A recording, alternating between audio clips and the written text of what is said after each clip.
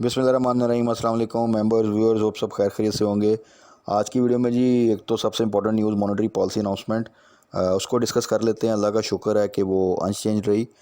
Aldous के आज Bloomberg में कुछ ऐसी न्यूज़ सर्कुलेट कर रही थी जिसमें यह था कि शायद 75 बेसिस पॉइंट जो सा उसमें इंक्रीज़ आ जाए। अगर ऐसा होता तो डेफिनेटली मार्केट बहुत ज़्यादा नेगेटिव इम्पैक्ट लेती, क्योंकि ऑलरेडी बहुत हाई साइड पे है हमारा जो डिस्काउंट रेट है इस वक्त।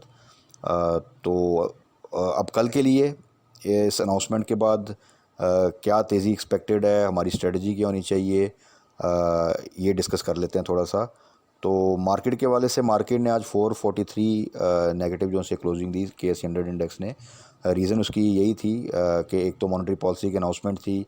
मार्केट थोड़ी सी कन्फ्यूजन थी मार्केट में, आल्दो कि हम डिस्कस करते रहे कि ज़्यादा चांसेस यही हैं कि जो है वो स्टेटस को रहेगा, अनचेंज रहेगी। लेकिन लास्ट जो पेट्रोल प्राइस हाइक आई और जो फिर रिसेंट इन्फ्लेशन के नंबर आए, उससे कहीं ये डर था मार्केट को कि ये इंक्रीज़ ना कर दें। तो आज के लिए, आज के दिन के लिए स्पेसिफिकली जब ये न्यूज़ ब्लूमबर्ग की सुबह बहुत से दोस्तों ने देखी होगी कि उसमें ये स्टोरी आई कि SBP जो है वो 75 बेसिस पॉइंट शायद बढ़ाए और मज़ीद टाइट करे। तो उसकी वजह से फिर मार्केट में जो सा आप देखें तो काफ़ी ज़्यादा नेगेटिव रहा, वॉल्यूम भी काफ़ी कम रहे और मार्केट ने जो सा वो आज तकरीबन 450 पॉइंट की जो सी है वो नेगेटिव क्लोजिंग दी। अच्छा, उसके बाद अब पॉलिसी अनाउंसमेंट जो कि अनचेंज आई है, उसके बाद डेफिनेटली इंशाल्लाह ताला मार्केट जो है वो बाउंस बैक करेगी। और जो ये एक प्रेशर रहा इस फियर के साथ कि डिस्काउंट रेट में कहीं इंक्रीज़ ना हो जाए, तो डेफिनेटली जब वो प्रेशर रिलीफ होगा तो वो डेफिनेटली मार्केट एक बाउंस बैक करेगी, अच्छी रिकवरी करेगी। ऑन द अदर साइड सिर्फ एक चीज़ है जो कि हमने इस वक्त उसको थोड़ा सा मॉनिटर करना है, वो है पॉलिटिकल साइड पे। इकोनॉमिक साइड पे कोई ऐसा इशू नहीं है, अच्छी न्यूज़ है। मॉनेटरी पॉलिसी का भी मतलब अनचेंज का मतलब ये है कि चीज़ें पीक आउट हो चुकी हैं और हो सकता है आने वाले दिनों में इंशाल्लाह ताला इसमें रिवर्सल आए।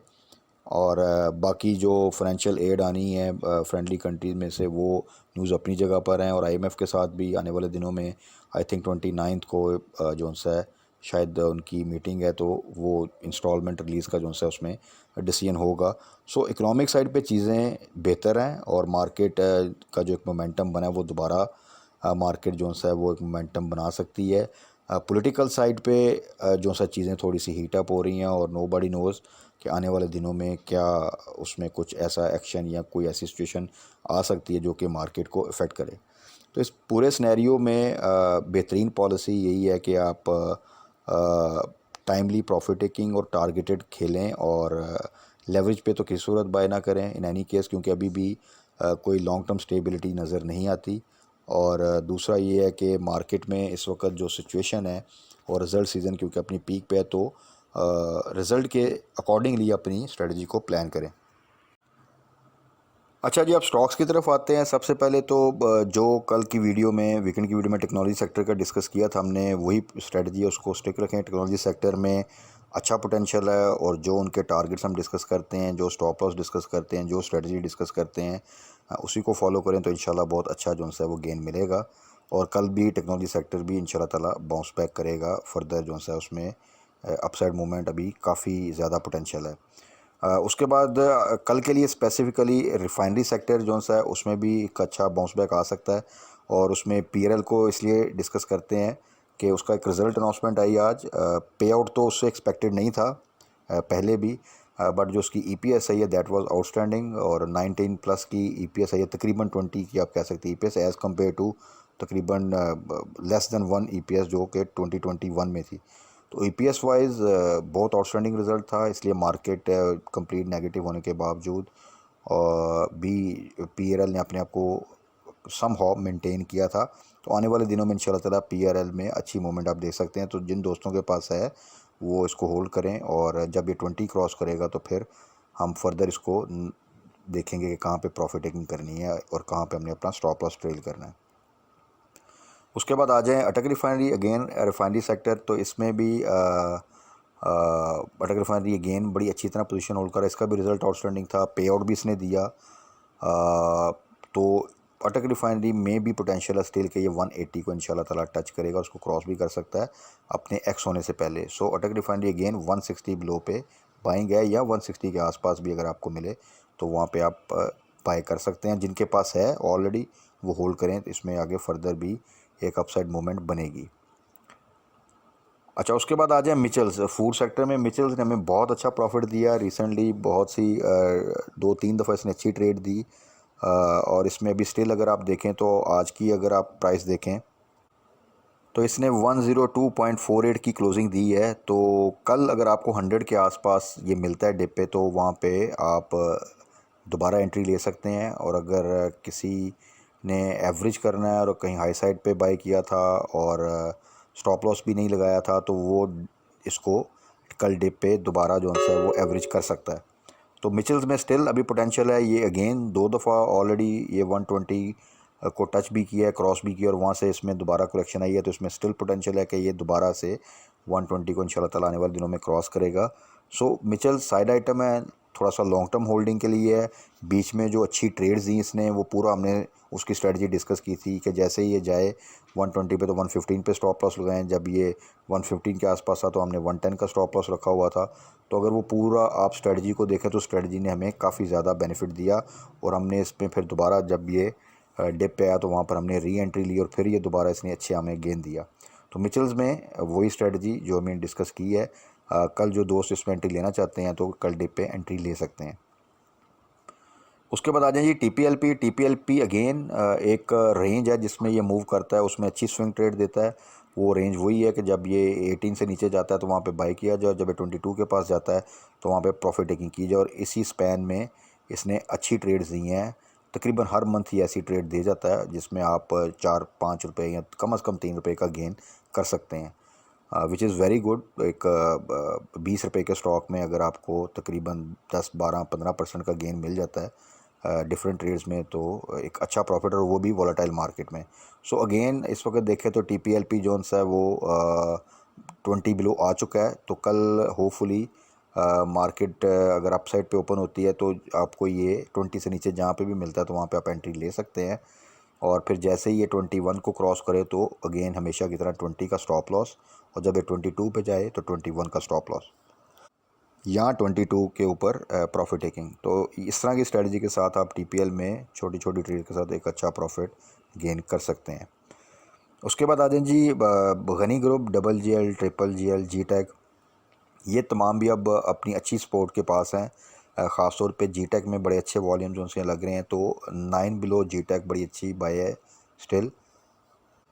इसी तरह ट्रिपल जीएल 12 बिलो आप बाय कर सकते हैं। और डबल जीएल इस वक्त तकरीबन 17 के पास है। तो जिन दोस्तों ने बाय किया हुआ पहले, इसको पहले भी हमने जब ये 15 से नीचे गया था वहाँ पे एवरेज किया था, बाय किया था। सो इस तीनों आइटम्स में अभी आने वाले दिनों में आप एक अपसाइड मूवमेंट देखेंगे, तो वहाँ पर हम डिस्कस कर लेंगे इनकी प्रॉफिट टेकिंग लेवल्स क्या हैं। बट जैसे ही ये फर्दर यानी डबल जीएल अगर 18 से ऊपर जाए तो 17 का स्टॉप लॉस रख लें। इसी तरह जी टेक जब आपका 10 के आसपास जाए तो 9 के ऊपर आप जो सा अपना स्टॉप लॉस रखें। और इस तरह ट्रिपल जीएल जो सा है वो जैसे ही 13 प्लस जाए तो आपने फिर उसका 12 पे स्टॉप लॉस रख के इसको फर्दर होल्ड करना है। ओवरऑल इनमें रिज़ल्ट से पहले और रिज़ल्ट अनाउंसमेंट की जब डेट आएगी तो वहाँ पर एक रैली एक्सपेक्टेड है। उस रैली का ही हमने जो सा है वो बेनिफिट लेना है। और इसमें जितना भी गेन हो सकता है वो करना है। हाई साइड पे बाय नहीं करना बिल्कुल। जिन दोस्तों ने जो रेट्स अभी डाउन पे था वहाँ पे हमने सजेस्ट किया था, वहाँ पे बाय किया, तो वो वही रेट्स हैं जो कि एंट्री लेवल के हैं। जी टेक को आप 9 बिलो बाय कर सकते हैं। लेकिन अगर ये आपको कल 9.5 या यहाँ पर कहीं ओपनिंग होती है वहाँ पे मिलता है तो वहाँ पे अवॉइड करें। बहुत से डिफरेंट शेयर्स हैं, आप उनमें एंट्री ले सकते हैं। उसके बाद आ जाए जी फाइनल सिनर्जी। अगेन आपको पता है refinery sector as a whole एक साथ मूव करता है। तो उसमें क्योंकि अगर सब में करेक्शन आती है तो सिनर्जी दोबारा जो है अगर आप देखें तो तकरीबन आप कह सकते हैं 5.6 के आसपास आ गया है। तो बाइंग प्राइस इसकी वही थी 5.5 से नीचे। जिन दोस्तों ने बाय किया होल्ड करें। अगर 5.5 से नीचे जब भी मिले तो आप इसमें एंट्री ले सकते हैं। आने वाले दिनों में ये 6 भी क्रॉस करेगा और होपफुली जब मोमेंटम बनेगा रिफाइनरी सेक्टर में तो ये 7 की तरफ भी जाएगा। और इसके नॉर्मली जो रिज़ल्ट आते हैं वो कोई इतने अच्छे नहीं होते, बट जिस तरह रिफाइनरी सेक्टर के रिज़ल्ट्स आ रहे हैं तो ये बहुत छोटा स्टॉक है, पेनी स्टॉक है। इसका अगर ईपीएस अच्छी आती है, अनाउंस करता है, तो ये आपको इजीली 3-4 रुपये का गेन दे सकता है। सो अगर देखा जाए एक तकरीबन 5.5 ₹6 के स्टॉक में अगर आपको 2-3 रुपये मिल जाते हैं तो अगर परसेंटेज वाइज देखें तो it's very good. So synergy जिन दोस्तों के पास है 5.5 से नीचे या 5 के आसपास, इसको बिल्कुल होल्ड करें। और तो आने वाले दिनों में इसमें पूरा पोटेंशियल है कि ये आपको 7, 8 इवन 9 तक की प्राइस भी दे सकता है, डिपेंडिंग अपॉन के मार्केट स्टेबलाइज मोड में रहती है। और रिफाइनरी सेक्टर की जो रैली बनेगी उसका भी फ़ायदा होगा, प्लस इसका अपना रिज़ल्ट कैसा आता है और जो कि एक्सपेक्टेड कि अच्छा आएगा तो वो भी एक फर्दर मूवमेंट इसको दे सकता है। तो ये तो थे जी वो स्टॉक जिनको कल आप फोकस कर सकते हैं। जो रेट हमने डिस्कस किए हैं, जिन दोस्तों के पास है वो होल्ड करें, हाई साइड पे बाय नहीं करना। और आने वाले दिनों में रिफाइनरी सेक्टर में अच्छी रैली एक्सपेक्टेड है, टेक्नोलॉजी सेक्टर में अच्छी रैली एक्सपेक्टेड है। इसके अलावा मिचेल जोन लेवल पर है जहाँ पे एंट्री बनती है, TPLP लेवल्स पर है जहाँ डिप पे एंट्री बनती है, या इवन जो प्राइस है 20 से नीचे अच्छी प्राइस है, वहाँ पे आप एंट्री ले सकते हैं।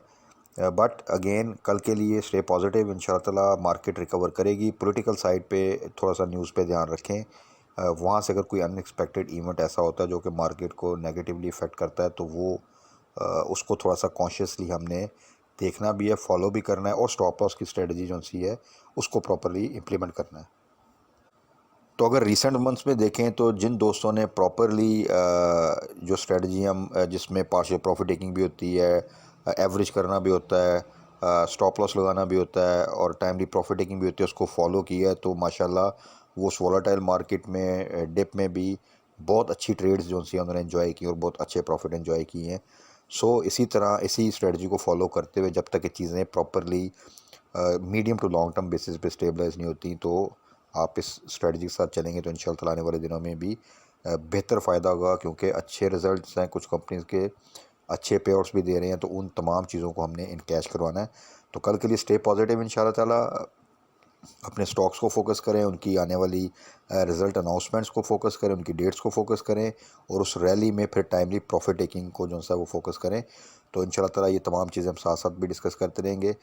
बाकी कल मार्केट क्लोजिंग के बाद फर्दर क्या न्यूज़ आती हैं पॉलिटिकल साइड पे और उसके अकॉर्डिंगली हमने अपनी स्ट्रेटजी क्या बनानी है वो हम डिस्कस कर लेंगे। तब तक अपना ख्याल रखिएगा, दुआ में याद रखिएगा। स्टे ब्लेस्ड, अल्लाह हाफिज़।